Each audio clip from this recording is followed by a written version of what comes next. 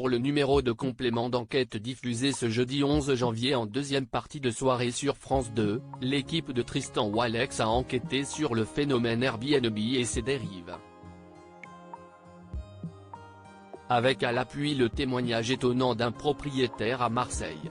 Complément d'enquête fait sa rentrée ce jeudi soir sur France 2. Après un numéro choc consacré à Gérard Depardieu en décembre dernier qui continue de faire couler beaucoup d'encre, l'équipe de Tristan Walex s'intéresse cette semaine au phénomène des plateformes de meublés touristiques. Un marché dominé par Airbnb qui a des conséquences directes sur le marché de l'immobilier classique puisque de nombreux propriétaires préfèrent désormais louer leurs biens pour quelques jours à des touristes plutôt que de partir sur une location classique. L'affaire étant pour eux plus lucrative. Complément d'enquête sur Airbnb, le business illégal d'un investisseur marseillais dénoncé sur France 2. Parmi les séquences fortes de l'enquête de ce soir, les journalistes Mélanie Nunes et Xavier Puy-Perrou s'intéressent au cas d'un investisseur à Marseille, qui a acheté à bas prix un immeuble insalubre, un bâtiment où vivaient à l'origine 6 familles, pour le découper en 14 chambres mises à la location sur Airbnb. La journaliste de France 2 appelle alors le propriétaire en se faisant passer pour une étudiante cherchant un logement à l'année.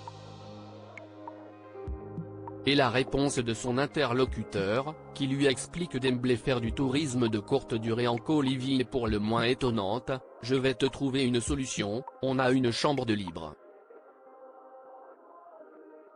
Je ne vais pas te déclarer, rien. Ça va être que en cash et CIST 700 € pour 4 semaines. » Or, la location non déclarée est une pratique interdite.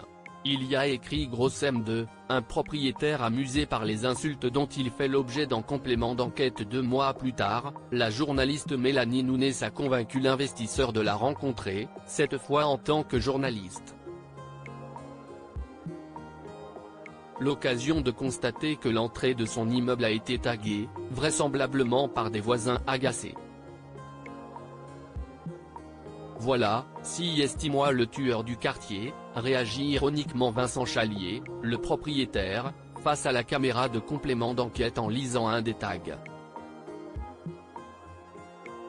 Derrière il y a, écrit, gros M2, observe-t-il, avant de lancer, visiblement peu affecté par ces insultes, on se fait un peu chahuter. Complément d'enquête sur Airbnb, CIST un flagrant délit d'illégalité. Il accepte ensuite de montrer à quoi ressemblent ces chambres louées 50 € la nuit. Cet investisseur est satisfait, mais en dehors des règles, rappelle la journaliste de France 2.